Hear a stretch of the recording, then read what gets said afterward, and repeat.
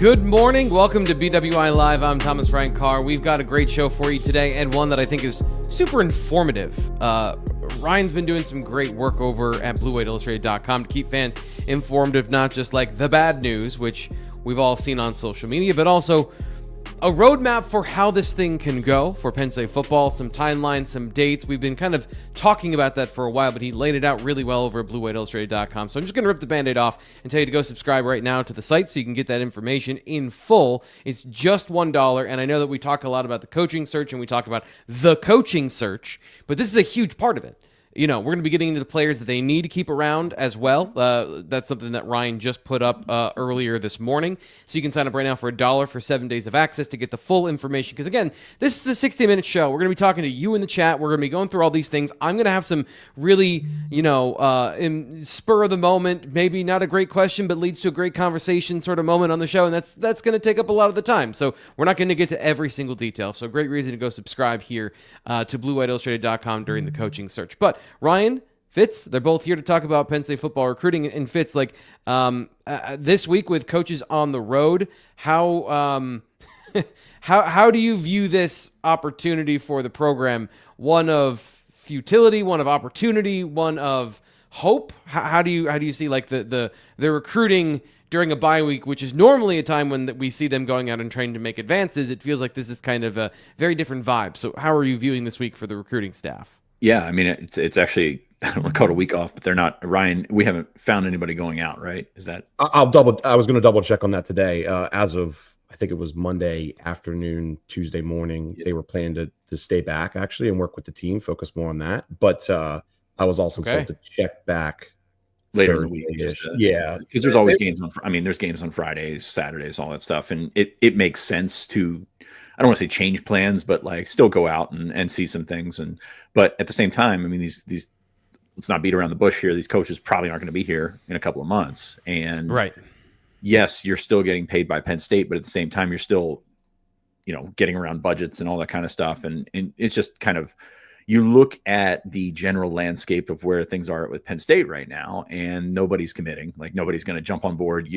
It would be flatly dumb to do so if you're a prospect. And this is, I actually was having this talk with Keith Niebuhr from our Florida site yesterday, and I'm like, I wouldn't be shocked if Florida picks up a commitment without a coach, because it's that kind of program, it's that kind of talent base, it's that kind of situation. And Florida has recruited Florida's recruited better than Penn State while being a 500 program. So like that tells you about the appeal, that tells you about the ability to get those guys. And hey, they're not all going to stick. It's Florida recruiting. That's fine. But yeah, it's a different kind of approach for Penn State. So you're looking at guys that are committed yet open, taking other visits, other guys outright flipping.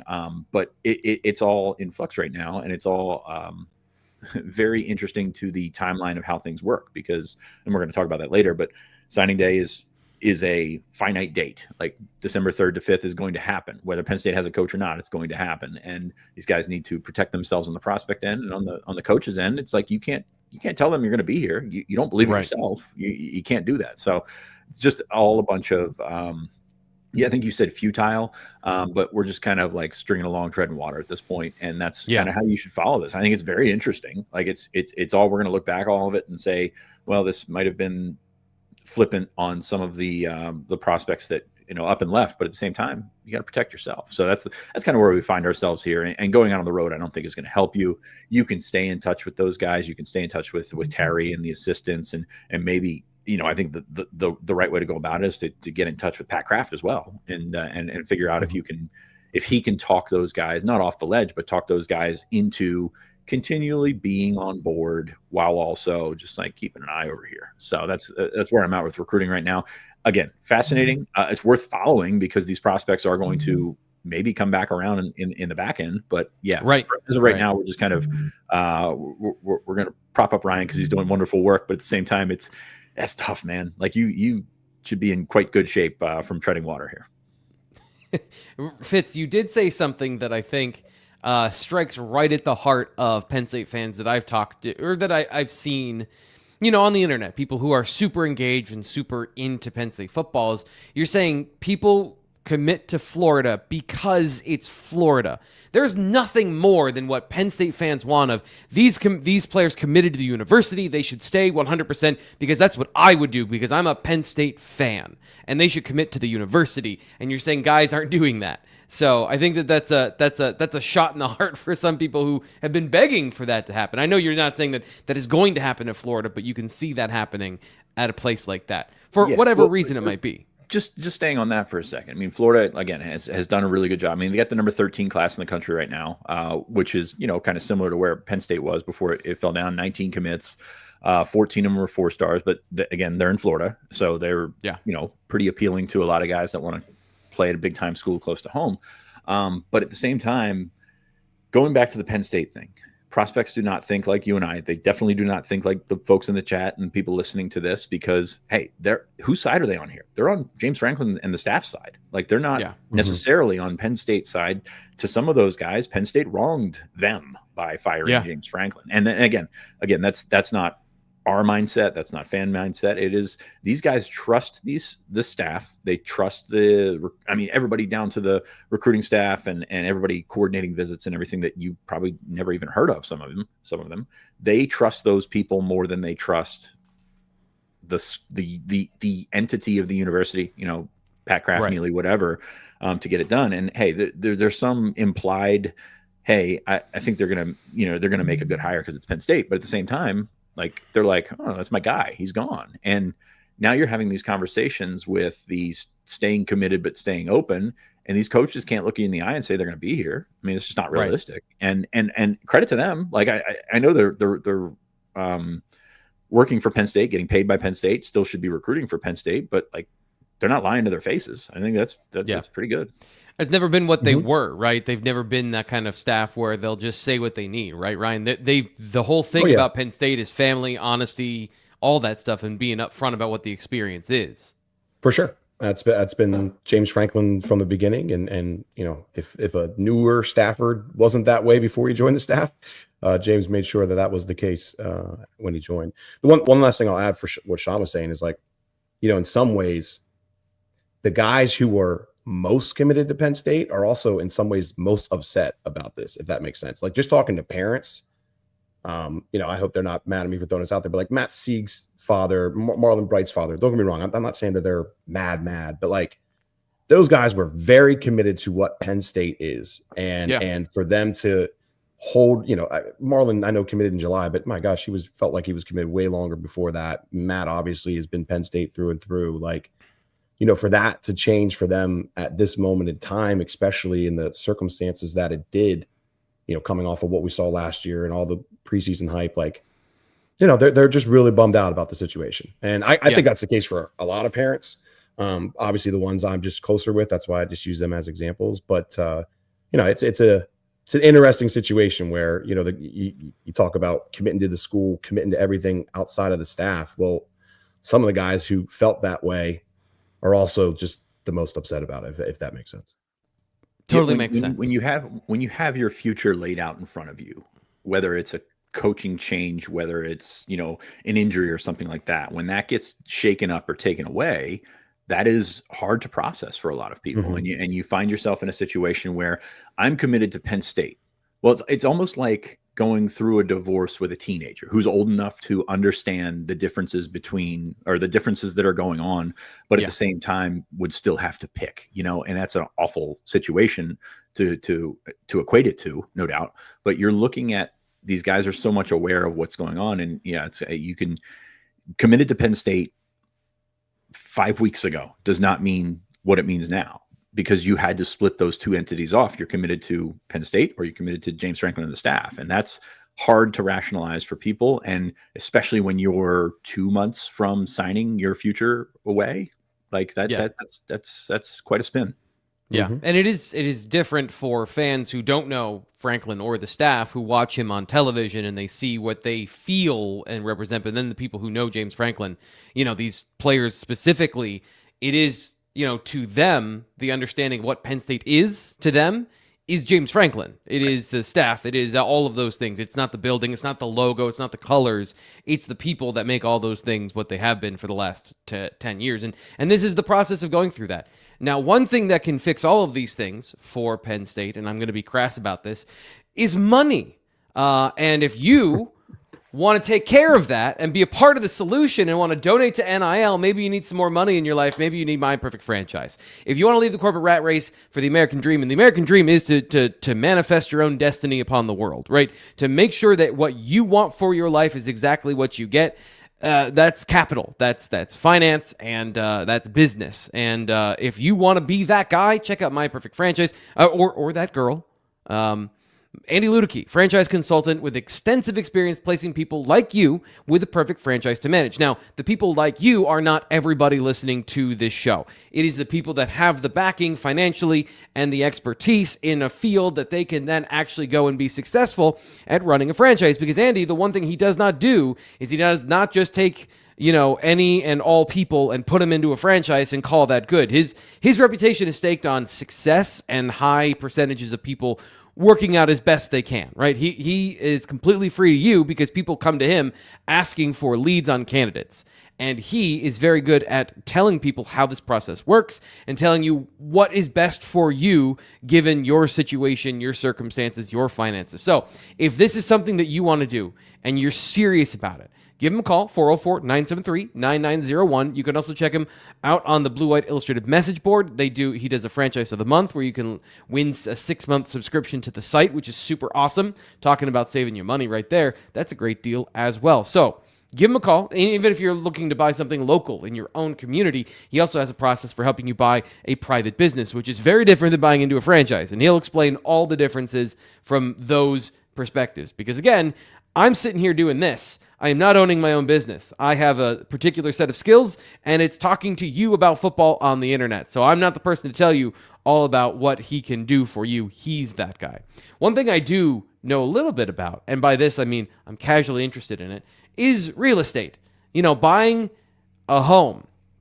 If you're lucky enough to go through the process, it is an exciting and terrifying experience. It's a little bit like getting married, except that a wedding might cost you $10,000 and a house might cost you $400,000. It's the largest purchase of your life for most people, unless you're also talking to Andy. And then, good for you.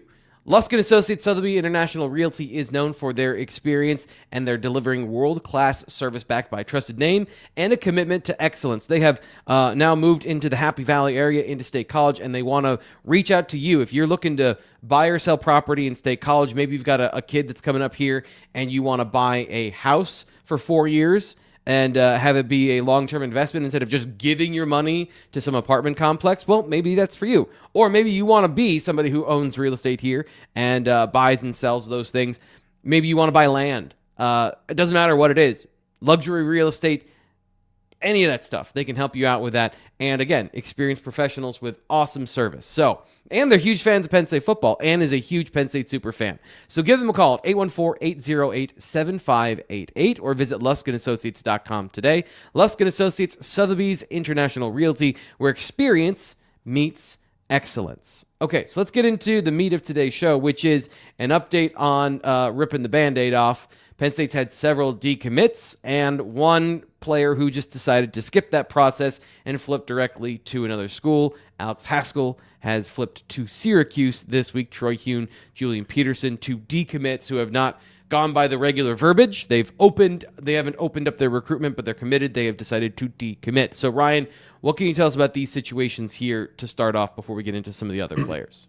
Yeah, Haskell's interesting, right? Because his comments early on were, as if like I'm fully in, like, don't even ask me about this. And then all of a sudden, yesterday we catch word that he's flipping to Syracuse. I'm not exactly sure if he visited this past weekend or not. I believe he did. I thought he had a game on Saturday, but either way, it happened, right? So +1 for Fran Brown. We'll see if I doubt he would give Penn State's new staff a look at this point, right? Why flip right now if you're going to be patient for that? But time will tell. Julian Peterson obviously decommitted yesterday as well, cornerback out of Winslow Township. Of course, he's coached by Bill Belton. This one sounds a lot like Clemson is the team he's looking at the hardest, which is interesting because of the Tom Allen aspect of everything. Of course, Tom left a little bit, I believe, right around the time right around the time Julian committed, right? Julian was a that was January, and I think Julian was late January. So, it was one of those junior days. But we'll see. Wisconsin offered, North Carolina OV is set for, I believe, this weekend. But it sounds to me like Clemson's the one he has circled. I don't believe it's locked in yet, but it sounds like he's going to OV to Clemson. I think either November 1 or November 8th, one of those 2 dates. So either way, any of these guys that are truly opening everything up right now, it's kind of hard for me to see them circling back. Time will tell on that one, but I think that's why the stuff. Yeah, I mean, truly opening up though goes back to, I think, the competition level. Like that, I think it's very interesting to look at Penn State's class, and we think we know who the top guys are, and it's kind of, I don't want to say being justified, but you look at where some of these other guys are visiting officially and some of the other options that they have. And Kevin Brown, he could play at Ohio State, no doubt about it. There's some other guys that can play it at an extremely high level.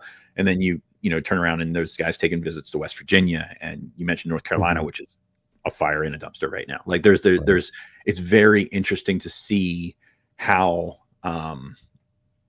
programs have approached this, because I think there's a lot of going through after the coaching change. You're going to scout every player. Like every staff is going to scout every player and say, okay, what do we miss? There's an opening here. Like we're going to get our foot in the door just in case, and we'll send an offer or whatever. It's like you're getting up to, you're in the grocery store and you just throw a bunch of stuff in the cart. Sorry, I almost lost that one.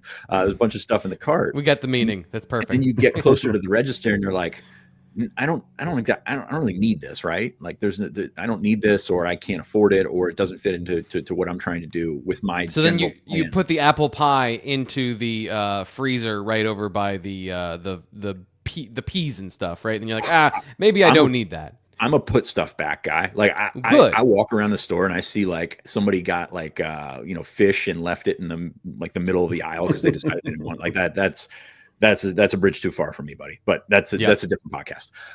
But you're looking at that and you're like, okay, well, these guys want to get in early and get their foot in the door and get these offers and get on the radar and everything like that. And then they go to set up visits and it's a different list. Like it's a different tier of school here. And that's kind of the story of the Penn State's class of 2026 is we're looking at some really, really good players. And then some guys that are just like, yeah, they could be potentially good. Julian Peterson, is a traits guy all the way. Like I think he's a guy that we say he needs to be a better football player, but he's 6'2", he runs a 4.4. He's got all those things that work, and Clemson's made those guys work before. So Clemson doesn't particularly surprise me, but it's those type of guys that you're looking at. That's like some people are going to take a chance on him, but at the same time, we're at a point in the cycle where it doesn't make sense for some of these guys to or some of these big schools to take them. So just be very interesting how they balance that over the next couple of weeks and leading up till signing day. The one that I think strikes me as this was a decommitment that probably took a lot out of him was Troy Hune, because we've talked about how he's come over here multiple times from California, spent weeks in Happy Valley, committed a lot to being committed to Penn State. So Ryan, like, how do you take that one as far as a blow to the program, or just generally like the decision process that had to go into doing that?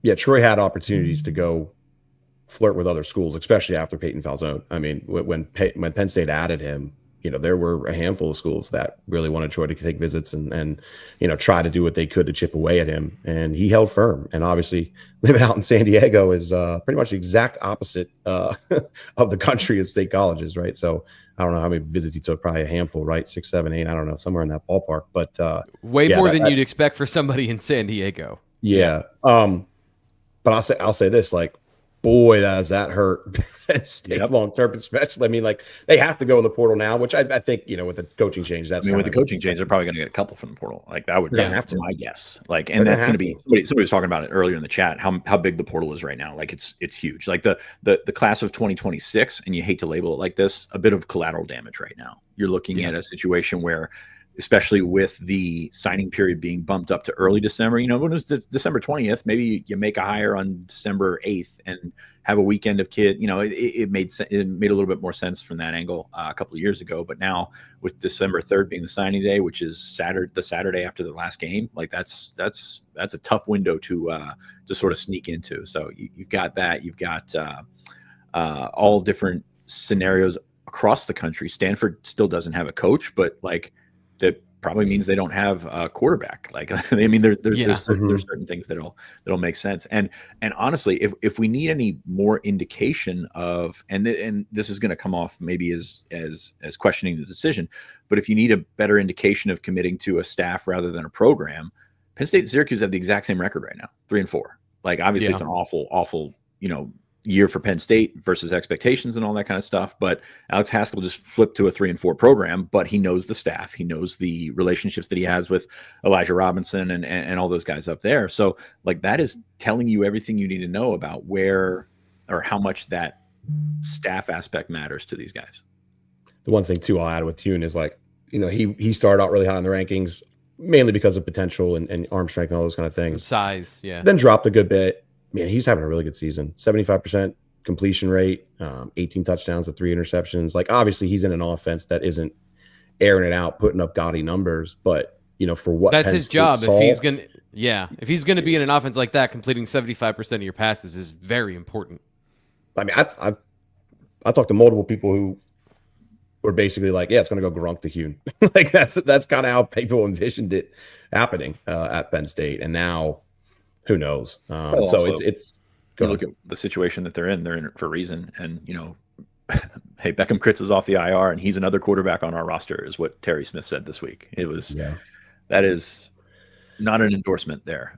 So it's going to be very interesting to see how this plays out. I like Gronk a lot, and I think he did a good job. I don't think we played up is the wrong word to say, but I don't think we talked enough about going into Kinnick for your first start and Phil Parker being on the other side. Like, that's very hard to do. And then his next couple of starts are going to be at Ohio State against Indiana. He's going to be going up against an NFL style defense in his second ever start. Yeah. Matt Patricia.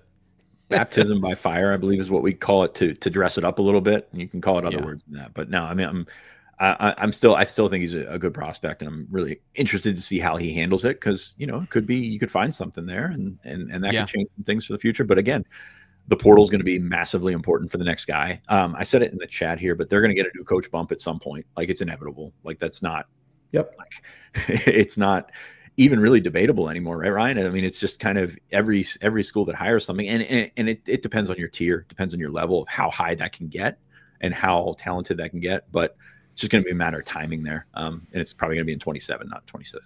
Yeah. And that's why I wrote that story the other day of like, they got to take advantage of 27 because they have Pennsylvania has, it's early, right? I don't want to overthink it, but 12 Rivals 300 guys right now, even if a handful of those guys drop out, which, by the way, I think there's a couple like Gabe Jenkins who should probably be in there as well. Mm-hmm.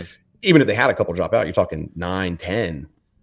It's still one of the most stacked classes, I think, since 2021. It was the McCord, Rucci, Marvin Harrison year, I believe is what it was. So it's talented. They got to take advantage of it.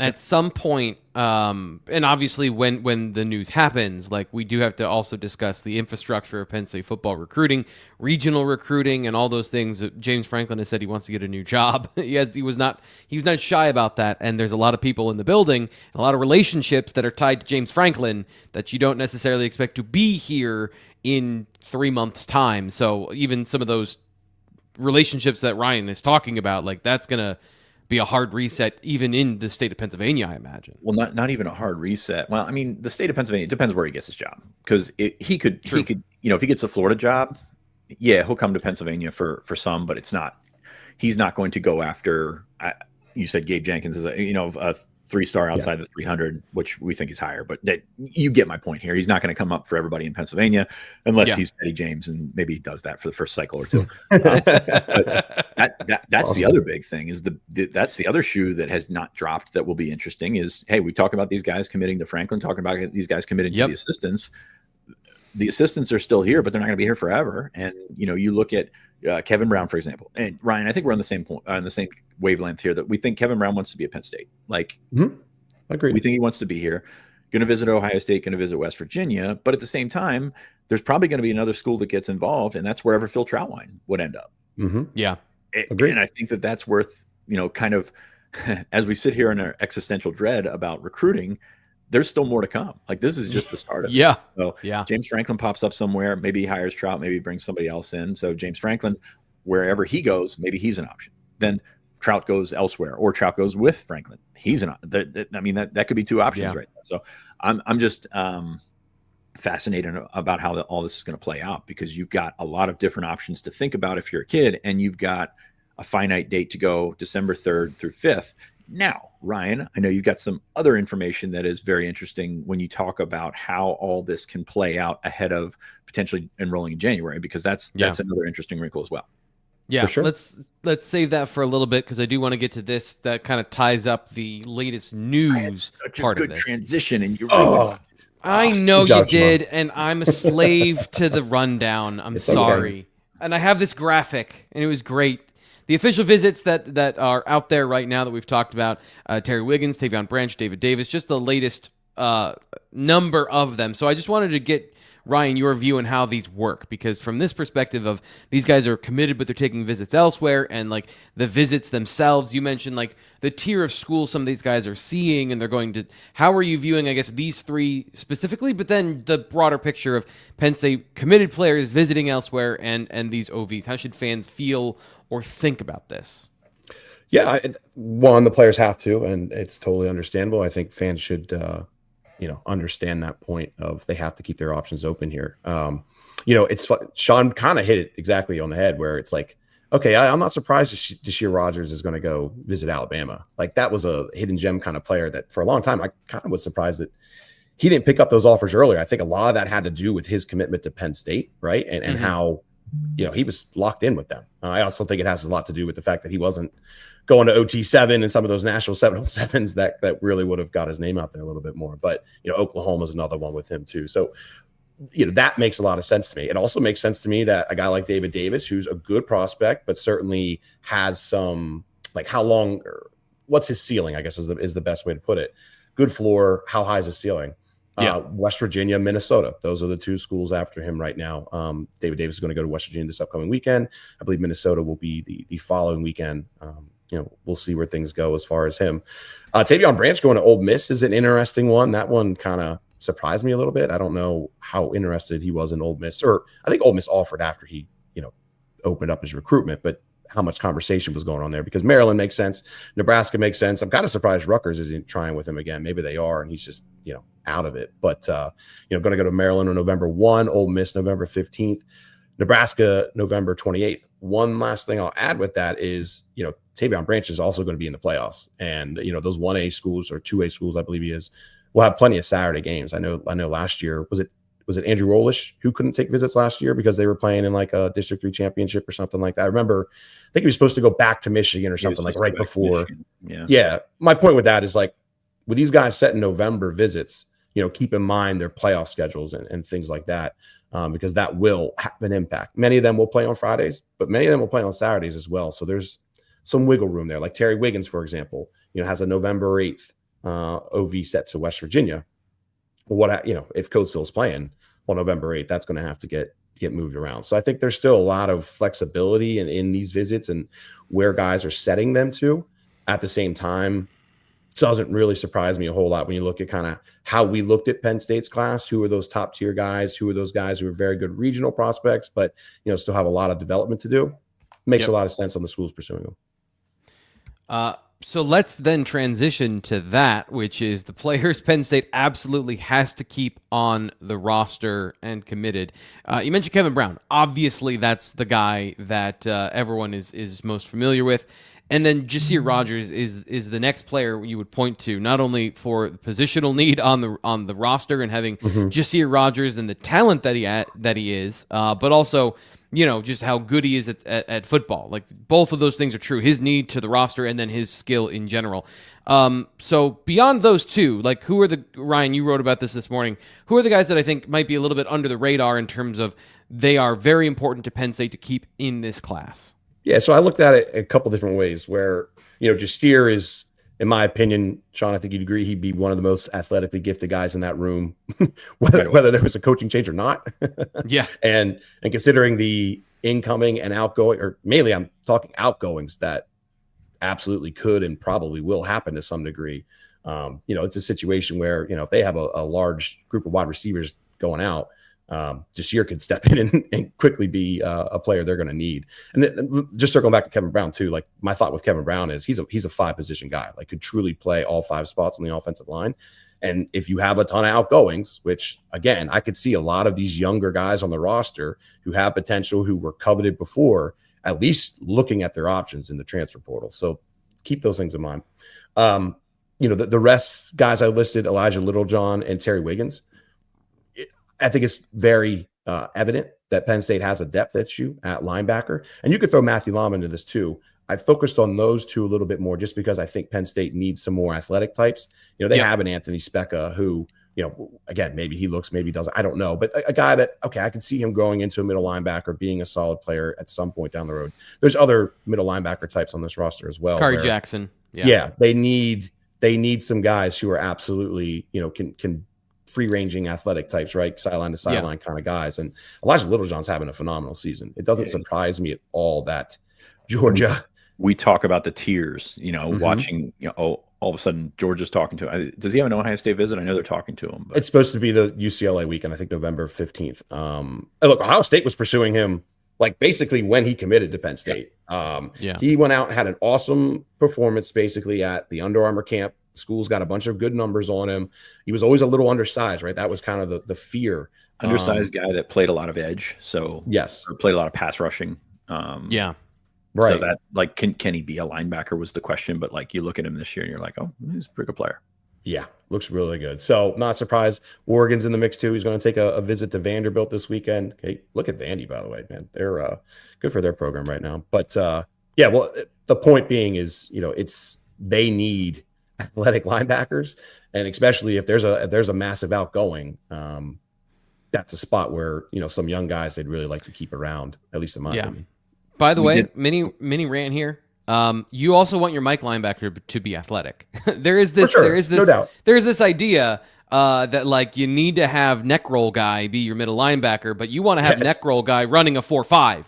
That's the idea. What people have been talking about, like, why did it work at Ohio State? Blah blah blah. Well, they had players that fit multiple schemes because your middle linebacker was athletic and maybe not the most athletic, but then they move a safety into the box who is not, Dakari Nelson.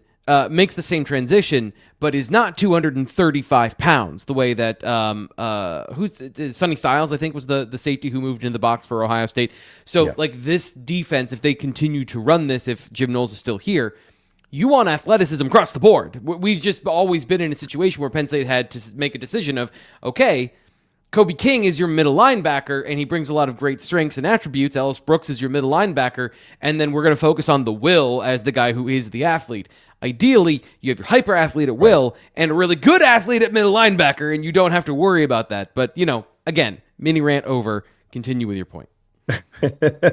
Sean, what were you going to say? You're going to throw something in there? No, I was just so we did that linebacker sort of autopsy a couple weeks ago, and first off, my point that I was thinking of just for Penn State's room is what, like, we talk about all those guys coming back and everything like that, and how massive Kobe King not coming back was for that extra year, because you line Kobe King up next to Tony Rojas. Number one, you probably don't get Amari Campbell. Maybe there's a backdoor in there because of his relationship with Rojas, and that can work. Because he still came in a situation where he didn't come in as the starter, hand quotes. But yeah, you're looking at a different situation there. But we did that sort of linebacker autopsy a couple of weeks ago, and it was really, you're always a couple years out, right? You're always looking at how the roster has been shaped and how, your depth becomes a liability and everything like that. But you look at that, those are recruiting numbers that are a couple years out. So, you look back at the 2022 class and it's Abdul and it's Keon Wiley. Well, that's fine. Abdul may move to the edge, which is not a linebacker issue. Like, you moved your best player to a position where he could be his best, and he ended up being his best. It's fine. It's not like I saw some pearl clutching about moving Micah and moving Abdul. They moved to a more important position, and then they were really, well, I guess they didn't move Micah because that was COVID. They learned from Micah. They learned from Micah. And that was the right way to go about it. But then you set yourself up in the next year with Rojas, who gets hurt, which there's nothing you could do about that. But Dakari Nelson, you moved from safety. Tamir transferred unexpectedly, but you replaced him with Campbell. And that's fine. But Kevion Keys was a clear miss. And then 2024, you went 2 Mikes. You went Specca and Jackson. Jackson can't stay on the field. He's always injured. Specca, I think, limited athletically, good player, but limited athletically. But you started to see a bit of an upswing in 2025 with Tash, I think Cam Smith and LeVar Arrington. And then you had 3 more guys this year. So it was working on getting remedied. The numbers, the athleticism, the guys that can play in both box spots, or if you went back to a 4-3, because I don't think you'll ever truly go back to a 4-3. But guys that can play the Sam as well. So it was heading in the right direction. Now all of a sudden you kind of sidetrack it here, and you're going to have to deal with portal losses, I'm sure, at every position. But that's going to be an interesting rebuild, and keeping these 3 guys that you mentioned, Little John and Wiggins are the ones that you highlighted, but I think also Matthew Lama, keeping those guys in was going to go so far into reinforcing that position for 2027 more so than anything. So I think they were, on the ascent going back up there. The problem now is you throw it all into the dryer and you just hit tumble, and now all of a sudden it's gone. And that's going to be tough to deal with. Yes, you can stopgap and get some portal guys, but that's why these guys are so important in the transition. Ryan, why Matt Sieg and Daryl Carey on this safety list? Look at it's the same thing. It's look at the guys there. There's a handful of guys who are young and have shown something that should be coveted, right? I wouldn't be shocked at all if like a guy like Dejon Lane, who, certainly isn't like a star or anything like that, but he's shown some things on tape that schools would be interested in. I don't know if he's going to enter the portal, but I mean, at this point, why would you not put your name in? He would be one that if I were a coach, I'd be like, hey, height, weight, speed guy with a lot of potential. Absolutely interested. Right. And there's others like that too. And then there's also guys like Lamont Payne, who hasn't played a whole lot, would have made sense to transfer out anyway. I just look at it as a numbers thing as much as anything at the moment. And then you look at the safeties they have. David Davis, we'll see. I think David Davis is a quality player, but still would have taken some time to develop. Matt Sieg and Daryl Carey are the same way, but Matt Sieg's like a Penn State guy through and through. Like if I'm picking a handful of guys that would make the most sense, to stick around, Matt Sieg's one of them. I also think that if Terry Smith sticks around, that would be massive for Matt Sieg and some other guys, but who knows? I don't want to go too far down that road. And then Daryl Carey is the lowest ranked positional player, outside of, the specialist, McCain Gibbs, but like how much have we been hitting on that one, Sean? Like this was a guy who, again, we learned a lot height, about weight, speed. Summer. Yeah. Really good athlete. So it's a very similar linebacker where, if they have a handful of outgoings, yes, they'll get incomings through the portal, but you don't want to have a year where you have nothing as far as the class goes too, though. You want to try to balance those scholarship numbers the best you can. And obviously they can get young guys in the portal. That's going to happen. But at the same time, you want at least a handful of 2026 guys. You don't want it to be like 3, which it might end up being. We'll see. Who knows? But and especially guys that might not have other options. Like if you don't have an option that is better than Penn State, that might be telling on like your potential as a player, honestly. I mean, Indiana and Notre Dame are both legit interested in Sieg.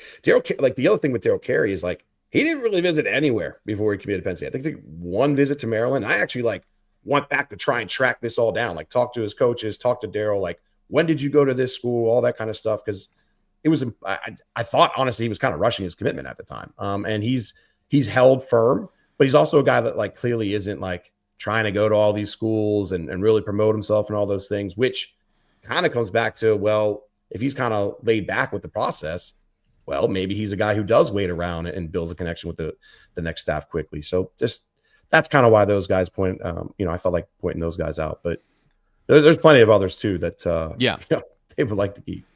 Yeah, Troy Hune might have been on that list at one point before he decommitted. Definitely was on that list. Yeah, and so it is the remainder of what is there.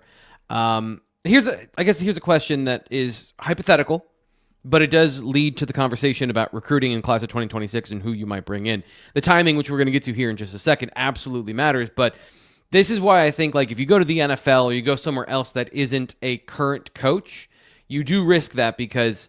Let's say they get Joe Brady. Joe Brady isn't going to then bring players from his previous program into the building But if you get a guy from a different program that already has committed players that fit the scheme he wants to build, or players that were on his team previously that would then enter the portal and follow him a la JMU with Kirksey Nittany, then you have the opportunity to build much more quickly than if you were to get somebody from outside of college football, which I guess then brings up the conversation about the timing of these decisions and how all of that plays out. So again, I talked about this at the beginning. Fitz did the right thing. He transitioned to it at the appropriate time. I glitched, Honest. and here we are. So you're here manifesting Josh Allen to Penn State, but whatever. I don't want that. Or Bo Prabula coming back. Who knows? And that's all of a sudden. Who knows? Well, I mean, that would be the biggest one with the biggest draw from the roster that everyone's painfully aware of if Eli Drinkwitz came to Penn State. But the timeline of all of this stuff and the early enrolling, the early commitment ceremony, which is at the beginning of December, which crazy enough is a month and a half away at this point. It's hilarious to me that they moved this to get it away from the transfer portal, and then 2 weeks ago we're like, oh, we're not even going to have the portal in December anymore. We're just going to move it all back to January, which is the whole reason this got bumped up to the week that it was. Anyway, it'll be fun when it goes back next year. It's just like, just make it August. Really screw Penn State. Just make it July. I don't know why we're not doing that, but anyway. So with all that, there's been all this change. Ryan, give us the landmarks of what you laid out in your article. And I don't even know necessarily where to start because it's very conclusive in terms of here are the moments. So I guess let's just start with the early signing period. December 4th, it is, 3rd. Right? I'm the one messing up the 4th. Yeah, I put the 4th originally. I know it's Wednesday to Friday, right? I thought it was the 4th to the 6th. It's the 3rd to the 5th, obviously. 7 a.m. Eastern time is when it absolutely opens on Wednesday, and it can go until midnight on December 5th then. So that is the window. I think a couple things. Let's get into the fact that how many they have left, right? Down to 19 players now. Alex Haskell was not going to be an early enrollee, but Julian Peterson was. Now that leaves them, I believe it's out of their 19, I believe 15 of them are planning to enroll early. So what I was wondering about, or I already knew it, but I just wanted to track down the information and make sure we have it right is, I think we get the question a lot. I've seen a lot on my Twitter feed is like, well, do these guys have to sign? Well, of course they don't have to sign. They could wait until February if they wanted to. But I think the financial impact and the way these other schools are going to aggressively pursue them is where that gets complicated a bit. To lay it out, though, before we even had an early signing period, there were still early enrollees. It seems really long ago. I don't even know when was that, Sean, 2018, 2019. Seems like it was a while back. But guys don't technically never really even had to sign a national letter of intent and then, just enroll. Because obviously the national letter of intent used to be in February, right? You still had early enrollees. Well, once you are accepted into the school, you can just sign what is now term papers, which are contracts, basically. You can just sign then. So my point with all this is to kind of explain it. I'm not doing a good job of that, but the best way to put it is none of these guys have to sign December 3rd to the 5th. If Penn State, for example, gets a hire on, I don't know, the 8th, and maybe they know that they're getting close to that. The players know that they're getting close to a hire. It's getting out there in the media. There's one or two guys, and of course they can speak with Pat Kraft as well. These guys can hold off and wait a little bit longer. And I think that's what the goal is for Penn State staff. Pat Kraft, all of them, they would love for these guys to wait. But I think from a financial perspective, these other schools are going to use that over top of these recruits' heads as well and be like, hey, look, that's fine. If you want to wait and not sign December 3rd or the 5th, take your time. But also, we can't promise you the money we're promising you right now. And that's where it's going to be a very interesting dynamic, I think, of, man, I really want to wait to meet this new staff, but am I missing out on $200,000 over here? Because that's what some of these guys are going to get, maybe even more. One last thing I'll add too is, everybody thinks right now that December is a true dead period. It's not. There is a quiet period. Remember, it used to be what we call a contact period, and that's where coaches could go out on the road, meet players at their home, meet with players at their school, do all those things. And that changed. And I think when that changed, people got thrown off a little bit on, what's allowed, what's not. Players can still visit the school in December 8th to the 21st. Penn State staff last year elected not to do that because they were focused on the CFP game. So they did not host players that first weekend, and they knew they'd have a home CFP game the following weekend. That's not going to be the case this year. So if these guys do want to wait, they can take an official visit as well to Penn State. When there's a new coaching change, they can take an official visit back to the same school they already took an official visit with. Yeah, so they reset that clock then. That's right. Worth noting. Yeah. Right. So my point with all this is, no, they do not have to sign then. And I think some will hold off. And I think some will. This is all obviously precedented on Penn State not having a hire before December 3rd, which right now, I kind of think it's going to be right around that timeline. Like if I was a betting man, the first week of December is when I think that would happen.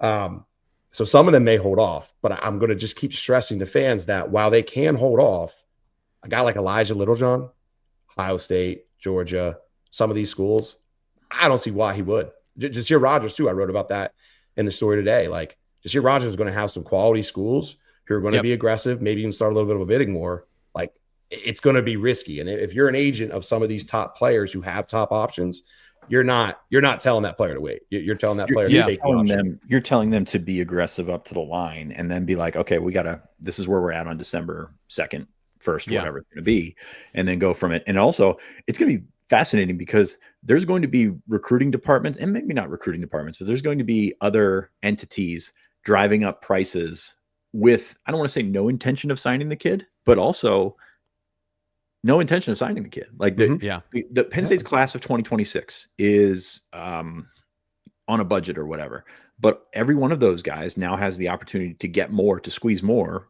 whether it be agents, whether it be parents, whatever, to squeeze more from their new opportunity. And I think some of them are going to get numbers that are like, wait, what was I getting from Penn State? And that's going to be a very eye-opening situation for them. So that's going to be fascinating. It's always best with examples here, but Bryce Baker last year, you remember that when Ryan and I talked about this yesterday a little bit. Bryce Baker, he didn't sign with North Carolina on December 14th, but he shut his recruitment down. So he passed the early signing period, did not sign with anyone. That closed. I think Olish signed on the last day of the signing period last year.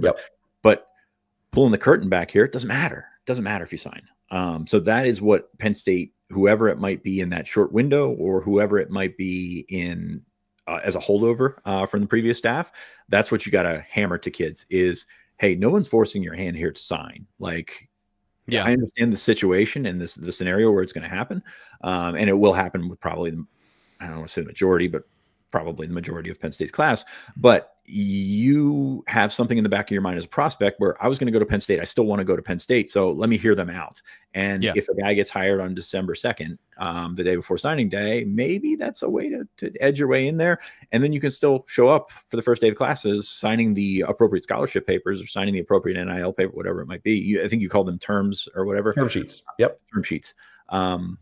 That's the loophole. That's the way around it is you don't have to sign here. And that is if you're if you're Pat Kraft, like, and from there on down, his guys saying, hey, you don't have to sign anywhere. Just hang with us. We're going to have a guy. You can come in and visit December 8th through the 21st. I think you said it is. And then you have an opportunity to enroll in January. And hey, if you come in December 15th and you don't think that this is the vibe you're going for, you're probably still going to have options out there. I don't know if you will or not, but you're probably going to still have options out there to enroll in January. So that is the interesting dynamic here is yes, December 3rd through 5th is a finite date that you have to address. I don't say work around, you have to address. We've already talked about the 26 class being a bit of collateral damage. Like you're not going to sign the class you hoped it would be. You're going to vault yourself to the portal. Which is in January. You're going to vault yourself to the 2027 class. That's where your new coach bump comes in. So not the end of the world with 2026, even though you want to sign some of those guys because they're legitimately very good players. So that's kind of where I'm at with all that. The sense of urgency there does not match the sense of urgency for having a coach in place by the time the portal rolls around in January. Yeah, you need to get the right coach to set all the other stuff in motion for the future. But I do think it's interesting what you mentioned of that pressure around that date from other schools. And then let's say that they hire somebody December 2nd, December 1st. is that coach coming in with a good understanding of who these players are? And if you say that there are these inflated numbers, and suddenly Jasir Rogers has a big number, and the coach is like, I don't know, so no. And obviously they can try and rely on the staff that's still there if they're still there. But like, I can imagine there's like a lot of really snap decisions that somebody's going to have to make in that moment, and I think that's going to be a big job for Pat Kraft, is trying to get some of these guys to just not make a decision so that the coach can get their feet underneath them. Because yes, the coach name and the announcement is one thing, but then for the coach to understand the talent on the roster, let alone the recruits, is like a massive month-long process that if they were somebody who is engaged in trying to win football games previously, they are not doing that. And so, like, you need to have as much of the previous information as possible, but also you need to do your own evaluations, and that's not going to happen in 2 or 3 days. I mean, you can throw on Kevin Brown's highlight tapes and be like, okay, no, that's right, we're good there. But other than that, like, you've got to do some work on a Daryl Carey or somebody else who's down the roster here to understand what is their value to me in my scheme and what I want to do with these football players. So, that's going to be a pressure-packed environment for sure. Now, Matt Rule seems to be scouting a lot of Penn State guys. Sorry. What's that? I said Matt Rule seems to be scouting a lot of Penn State guys right now. Well, it was funny. You mentioned Tavian Branch is going to Ole Miss. I was like, oh, he's going to get a read on Lane Kiffin coming to Penn State. Yep. So, yeah. There's all that. Oh, by the way, Tavian's after that is Nebraska. Go on. Oh, how about that? Maybe he's the mole. Maybe he's the scout. He is. Maybe he's working for Pat Kraft here. That's interesting. Yeah. So, but the other thing here is that I find very interesting is the numbers in the class of 2026 were always pretty enlarged. Like we were thinking, 27 guys originally. Yeah. Mm-hmm. As the House settlement takes hold, the roster shrinks to 105 guys. You walk-ons go by the wayside, which sucks, but it's another conversation. It's interesting to me how that kind of gives you a little bit more flexibility moving forward, because you're trying to get down, and a lot of those guys are grandfathered in, but eventually they're going to run out, and you're going to have to be at 105 at some point. And a small class is not the worst thing in the world, like because you got to go into the portal. There's obvious needs on this team if everyone stays. Like there's no doubt about it. But with the transition, guys are going to go. You're going to have a bigger than usual portal class and make that work for 2026.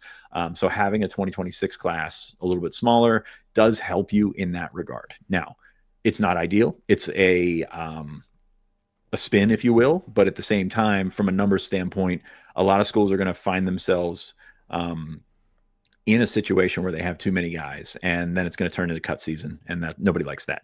On top of that, we didn't talk about this, but the 5 for 5 isn't happening anytime soon. So that's another thing that runs into that 105 is if you had 5 for 5, and I think that's probably one of your stronger arguments against it right now, is that if you have 5 for 5 and you're keeping all those guys, which you're not, but if you're keeping all those guys, you run into a situation where you can't possibly have 5 classes of 25 guys that run right. 5. So from a math perspective, from a adding to the portal perspective, not the worst thing in the world, but you need to, if you're Pat Kraft, you're probably going to pay more for the 2026 class than you wanted to, but also you're going to have to be more hands-on. And that's going to be an interesting situation over the next couple of weeks, because these guys can't hang out forever just for the glory of Old State. That's not what they're doing. Yeah. This has been awesome. I think this is an awesome conversation. Really laid things out for both the players and the coaches and the institution. And that fits what you just said there at the end. Pat Kraft's got a lot of work to do. He by firing James Franklin, he gave himself a lot of work to do between that moment and January of this year. But also a guy that I don't think is shy from working quite a bit and from putting in that work, just based on his personality and the energy level he brings to literally every time I've ever seen him. If there's somebody who's going to try and do it, I think it will be him. The effectiveness, we'll find out. We'll definitely find out about that. And it is a huge risk that you're taking. Yeah. I better be right. And for more on that, BlueWhiteIllustrated.com on the mechanics of that. Nate wrote about the mechanics of the process, how it's all starting to play out. I think, did he have some nuggets yesterday? I was working on an article I got coming out today, so I didn't necessarily check up on it. But he is in the process of posting another buzzworthy that we are fine-tuning some details, talking to some people behind the scenes, and trying to get that out today. I don't want to put him on a timeline, but also he put himself on that timeline, so I'm just going to throw him under the bus. So that's where I'm at. Perfect. Ryan, what do you got coming up this weekend?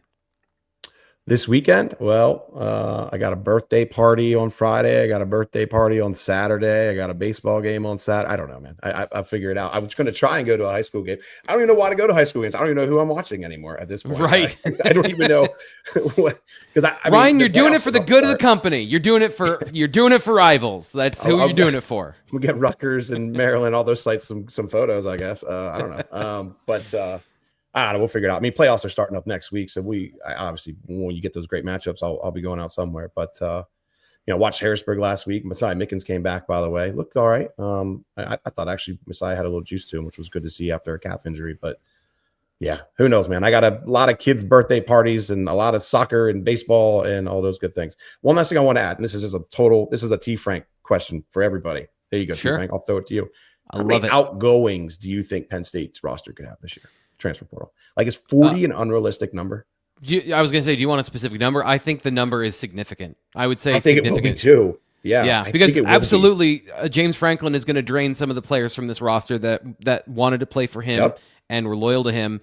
You're going to have poached players as well from other schools that had relationships. So right there, you're going to have that. And then, of course, the natural attrition.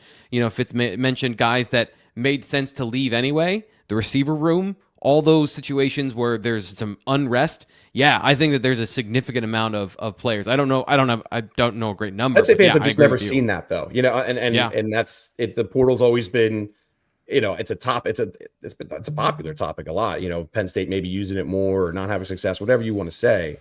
But I just think that some fans, maybe you guys in the chat and you watch us and read everything will understand it. But I think there's a lot of fans for Penn State, at least, that don't understand what's about to happen to their roster starting January 2nd or 3rd or whatever it is.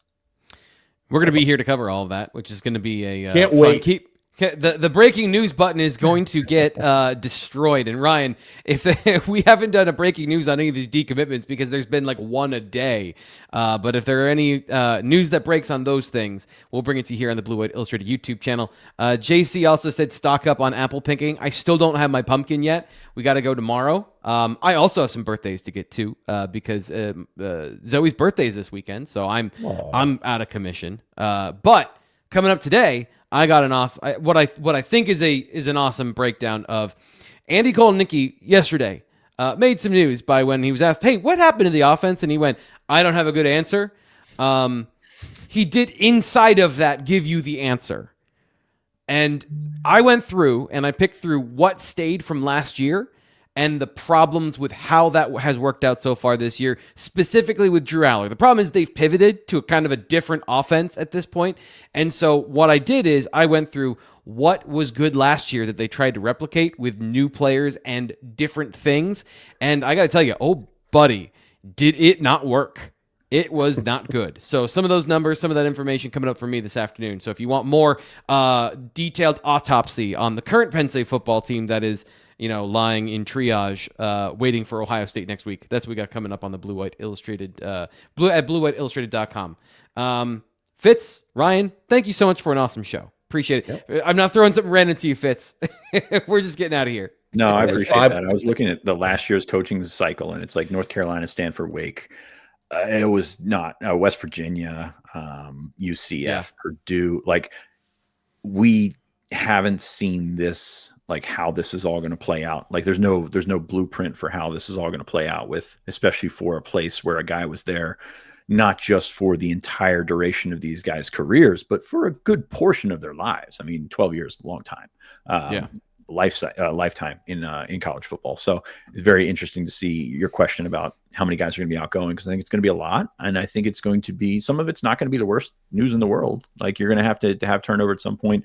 But the other thing there is you're looking at where guys are on the roster and where they've found themselves a couple years in, which is very different than they were as recruits. And remember when Manny went to Duke, you're like, is he going to take anybody with him? He didn't. Like that, there are tiers here at play. If you leave Penn State, you are not guaranteed to be on the tier that Penn State's going to be, whether Penn State is a 7-win team next year or a 10-11-win team next year. It's not relevant. Guys don't want to drop down unless they absolutely have to. And that's going to be very interesting because it's like the Penn State class of 2026. There are some guys here that are going to hop up. You know, Ohio State's there, Georgia's there, going after some of the commits. They have the opportunity at least to hop up. Penn State's roster, at least what we've seen in 2025, not everybody's going to have that opportunity. So very fascinated to see how that plays out. I keep saying that word. Yes, it's a verbal crutch, but at the same time, it's how I feel. And it's going to be very interesting to watch over the next couple of months. I do think if you're some of those young, talented guys, though, they're going to at least enter, right? Because they can come back. You can enter it and see you got your options. But also for some of these guys, they're already figuring out their option. Let's call it what it is. Yeah, and the rules have changed in terms of going into the portal. You get, what is it, after 5 days of the coach being hired, that's when you can go in. Correct. After a coaching change. I think that's incredibly, knock on wood here, fascinating to see how that's going to play out, because it's brand new. And even Virginia Tech and UCLA didn't have to see how it changed literally like 3 days before. That's probably not the best thing to happen in season. Let's see what we can do with that. Let's just spin the wheel here 5 days after the coach is hired. Great. That sounds great. Everybody great? Okay, great. Let's go. Love it. All right, we'll be back next week. Ohio State on the schedule next week. So enjoy your birthdays, your pumpkins, you're hanging out, going to high school football games. We're locked in next week for Penn State, Ohio State.